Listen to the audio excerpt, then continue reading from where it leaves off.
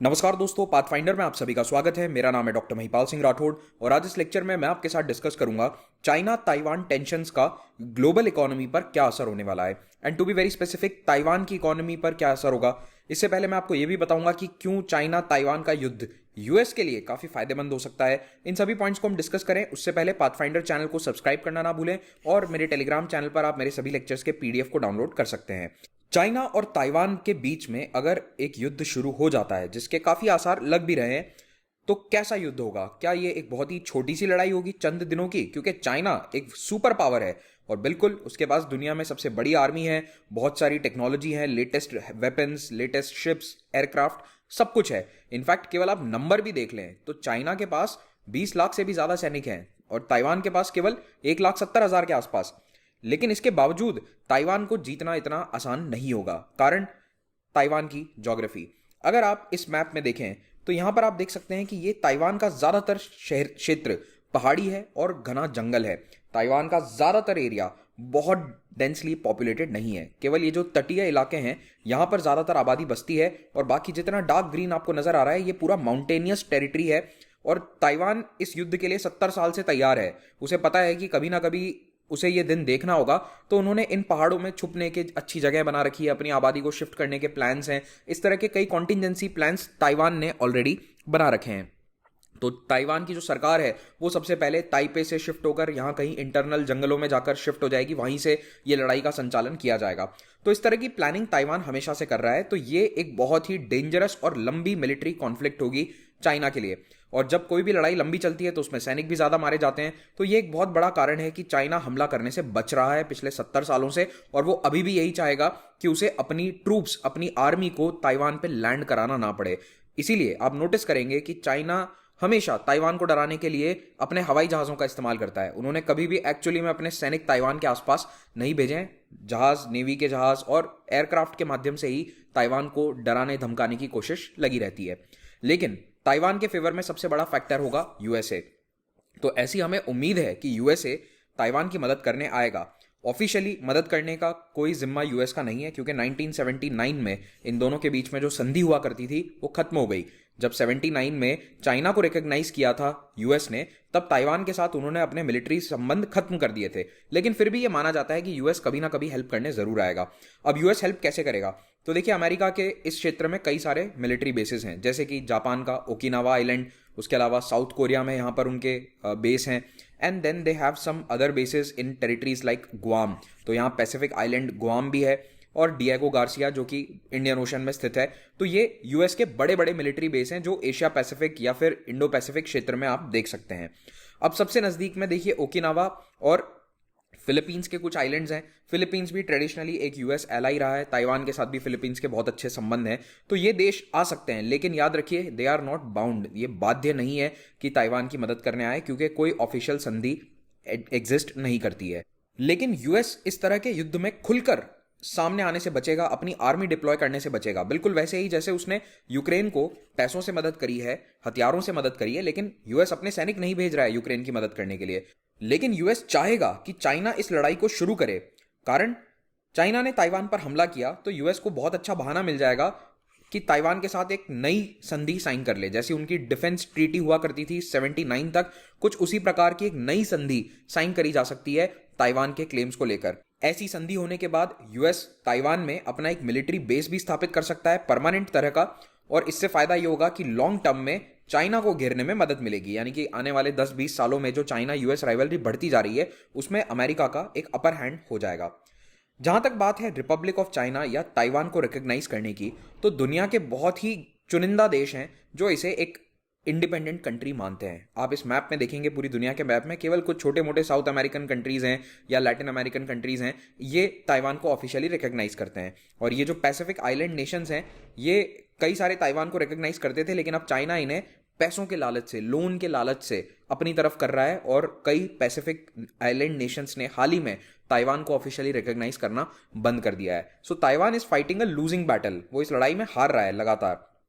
कुछ ही समय पहले बर्किना फासो, अफ्रीकी देश, इसने भी ताइवान को छोड़कर पीआरसी यानी पीपल्स रिपब्लिक ऑफ चाइना का दामन थाम लिया था। और भारत भी उन्हीं देशों की लिस्ट में शामिल है जो ऑफिशियली केवल पीआरसी को इंडिपेंडेंट कंट्री के रूप में रिकॉग्नाइज करते हैं।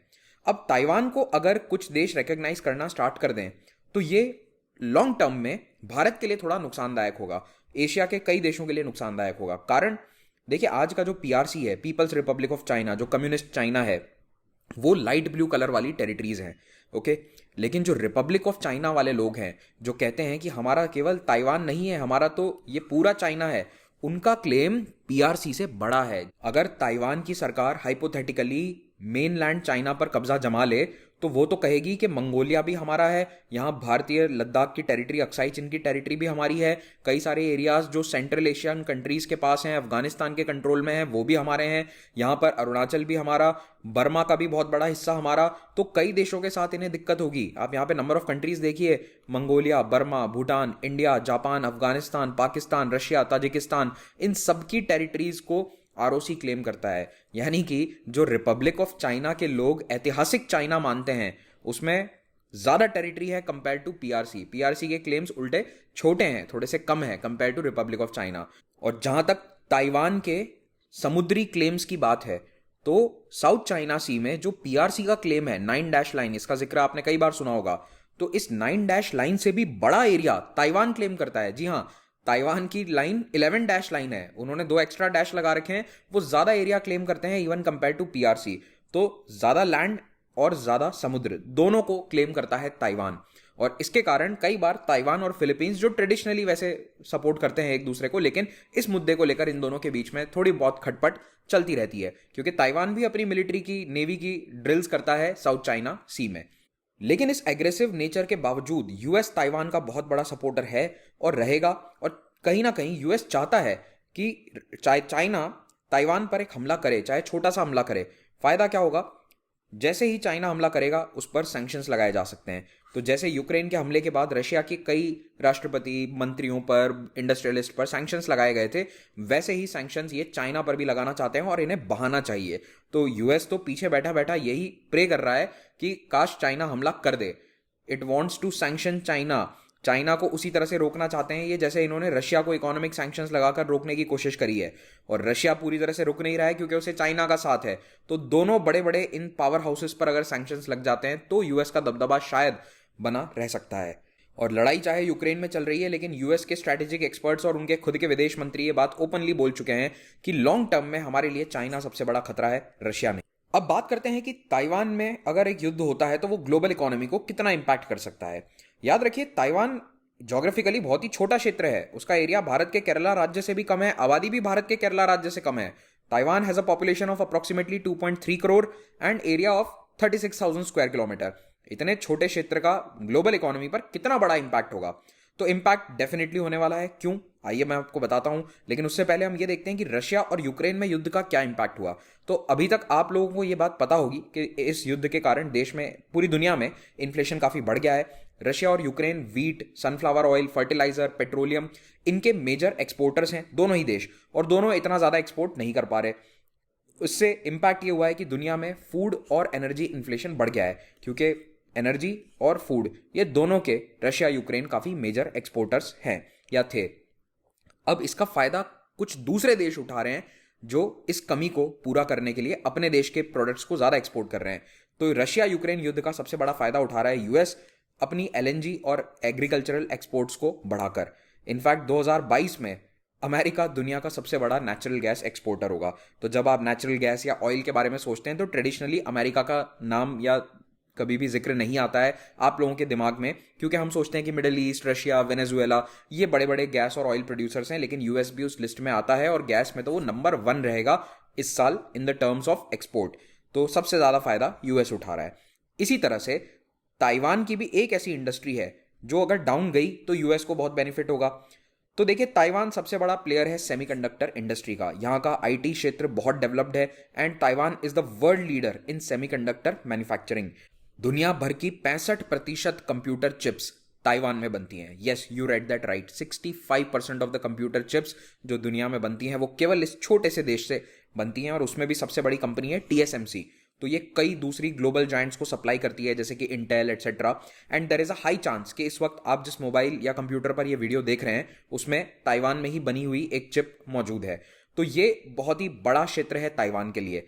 और अमेरिका में जो सेमीकंडक्टर फर्म्स हैं जैसे कि एनवीडिया, इंटेल, एएमडी, ये सभी इस टीएसएमसी फर्म पर निर्भर करती हैं। तो ये भी चिप्स बनाते हैं, लेकिन इन चिप्स के अंदर जो दूसरे मटेरियल्स यूज होते हैं, जो टेक्नोलॉजी होती है, वो काफ़ी हद तक टीएसएमसी से ही आता है। तो इसीलिए टीएसएमसी एक बहुत बड़ा सप्लायर है दुनिया भर के लिए। और इंटरेस्टिंगली नैन्सी पेलोसी की जो अभी विजिट थी ताइवान में, उस समय एक बहुत बड़ा स्टॉक मार्केट में बदलाव देखा गया। पेलोसी के पति ने कई मिलियंस ऑफ डॉलर्स एनवीडिया में इन्वेस्ट किए हैं और अपने वीज़ा और एप्पल स्टॉक्स को बेच दिया है। तो इसका मतलब यह है कि कहीं ना कहीं ये भी मान रहे हैं कि ताइवान की सेमीकंडक्टर इंडस्ट्री नीचे जाएगी और एनवीडिया थोड़ा सा ऊपर जाएगा। तो ताइवान की इकोनॉमी और अमेरिका की सेमीकंडक्टर इकोनॉमी ये बहुत क्लोजली लिंक्ड है, इनका आपस में बहुत अच्छा संबंध है। और अमेरिका में जो भी इनके शेयर होल्डर्स हैं इन कंपनीज के, उनके प्रॉफिट्स, उनकी वेल्थ, उनका पैसा निर्भर करता है ताइवान और उसकी पॉलिसीज और उसके चिप्स सप्लाई करने की क्षमता पर। ताइवान की सेमीकंडक्टर इंडस्ट्री का आउटपुट ये तय करता है कि अमेरिकी सरकार अपने देश की सेमीकंडक्टर कंपनीज को कितना पैसा बेल आउट या लोन की तरह से देती है, क्या उन्हें हेल्प करती है। तो रिसेंटली सेनेट ने $280 बिलियन का एक बिल पास किया है इन सेमीकंडक्टर चिप्स के लिए, और अभी $50 बिलियन और दिए जा रहे हैं इस इंडस्ट्री को। तो कहीं ना कहीं अमेरिका की इकोनॉमी और काफी हद तक फॉरेन पॉलिसी भी शायद ताइवान की ये कंपनीज डिसाइड करती है। अब फॉरेन पॉलिसी डायरेक्टली डिसाइड नहीं होती, लेकिन मैं ये इसलिए कह रहा हूं क्योंकि नैन्सी पेलोसी जब अभी ताइवान गई तो कुछ घंटे के लिए जब वो ताइवान में थी, even in that time period, उन्होंने आश्वस्त किया कि वो टीएसएमसी के अध्यक्ष से मुलाकात करें। तो ये बताता है कि कैसे इकोनॉमी और फॉरेन पॉलिसी काफी क्लोजली लिंक्ड है। अब ताइवान की पूरी इंडस्ट्री डिपेंड करती है चाइना से आने वाले रॉ मटेरियल्स पर, और चाइना अगर एक ट्रेड एम्बार्गो लगा देता है, ट्रेड एम्बार्गो का मतलब है कि आप व्यापार होने ही नहीं देते उस देश के साथ।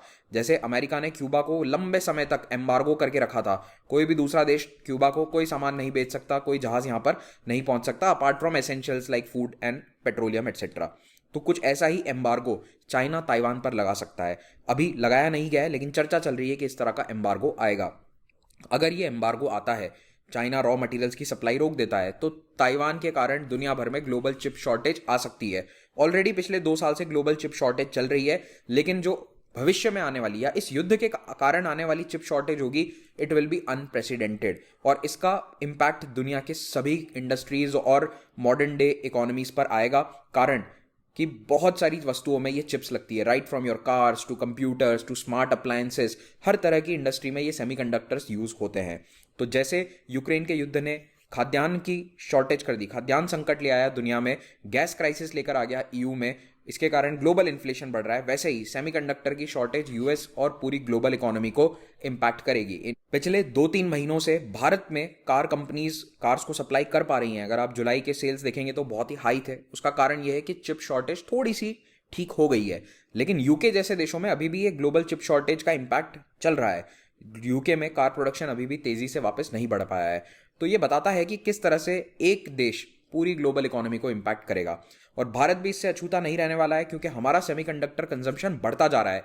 भारत में smart appliances, TVs, computers, laptops, इनकी मैन्युफैक्चरिंग भी लगातार बढ़ रही है। और प्रधानमंत्री मोदी ने ही कुछ दिन पहले बयान दिया था, उसमें उन्होंने कहा था कि हमारा जो सेमीकंडक्टर कंजम्पशन है वो $80 बिलियन को क्रॉस कर जाएगा 2026 में, और $110 बिलियन बाय 2034। और 6 महीने पहले जब इकोनॉमिक सर्वे और बजट आया था, तो उस समय तो चिप शॉर्टेज अपने चरम पर थी, और तब इकोनॉमिक सर्वे तक ने ये इशू को मेंशन किया था। चाइना ऑलरेडी इस दिशा में कुछ कदम उठा चुका है। नैन्सी पेलोसी की विजिट से नाराज होकर अगले ही दिन चाइना ने ताइवान को जाने वाला सैंड रोक दिया।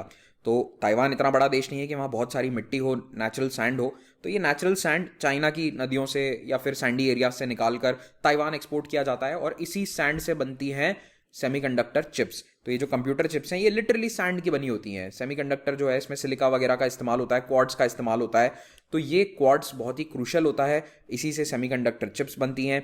और ये वाइट सैंड केवल चाइना में मिलता है, ताइवान में बहुत ही कम अमाउंट में इसको देखा जाता है। Taiwan is not a very resource rich country. Okay, तो जैसे ही ये सैंड भेजना इन्होंने बंद कर दिया, ताइवान के लिए प्रॉब्लम खड़ी हो चुकी है। इसके अलावा ताइवान के लोगों को समस्या होगी, क्योंकि फ्रेश फ्रूट, फिश, इनका इंपोर्ट भी बैन करवा दिया गया है, क्योंकि चाइना अगेन बहुत बड़ा मैन्युफैक्चरिंग हब है। ये वाली इंडस्ट्रीज इतनी ताइवान में नहीं है, वहाँ पर इतनी खेती की ज़मीन नहीं है। आपने देखा मैप में, या तो पहाड़ और जंगल या फिर आबादी क्षेत्र। तो खाने को लेकर, अनाज को लेकर ताइवान चाइना पर काफ़ी हद तक निर्भर करता है, और इसीलिए ताइवान के सामने भी बहुत बड़ी समस्या है। एक और बड़ा कदम उठाया है चाइना ने कि चाइनीज कंपनी जो यूएस में लिथियम आयन बैटरी का बड़ा सा प्लांट लगाने वाली थी, उस अनाउंसमेंट को उन्होंने अभी के लिए कैंसिल कर दिया है। तो ये अमेरिका के लिए एक बहुत बड़ा झटका रहेगा।